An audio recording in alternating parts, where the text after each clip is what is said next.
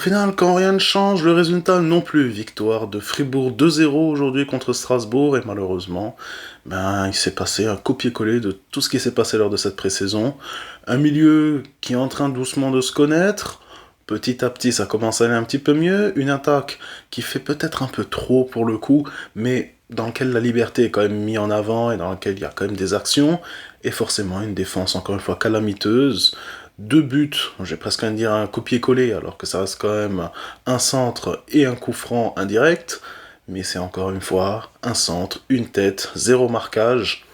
Voilà, c'est vraiment dommage parce que encore une fois, on a vu un Strasbourg qui avait quand même des bons petits temps forts. Fribourg aussi en a eu, on était presque sur une sorte de 50-50.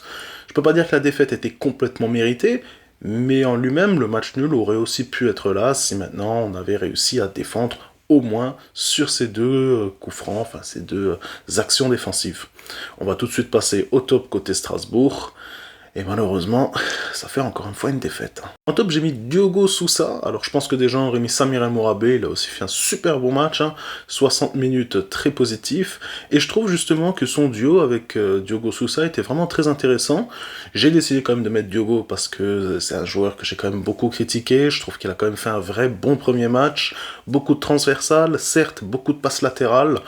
Mais franchement, j'ai enfin vu quelque chose de sa part, dont surtout une bonne activité, et ça j'ai beaucoup apprécié. Alors à voir si c'était juste un match comme ça, à voir si c'est aussi peut-être enfin le début, le commencement de la mise en rythme, de la mise en action de ce joueur. Peut-être aussi le fait, encore une fois, que Samir El Bourabé était là, et naturellement entre Samir El Mourabé et les autres milieux, il y a quand même un gap qui est quand même un peu important. C'était un ancien, enfin c'est le titulaire indiscutable Samir.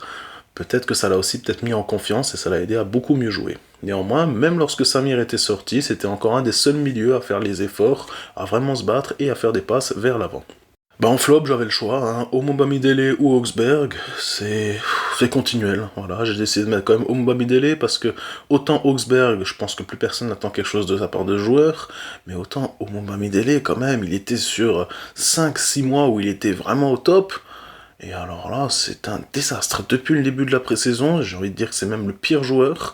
On n'a pas vu une fois Omo Bamidele être très propre, très sûr de lui. Non, au contraire, il y a beaucoup d'erreurs de sa part, il ne se sent vraiment pas à l'aise. Est-ce qu'il a encore envie de rester? La question peut se poser, mais sincèrement, à l'instant T, ça ne va vraiment pas. Donc il faudrait un réveil au moins pour le match de Marseille.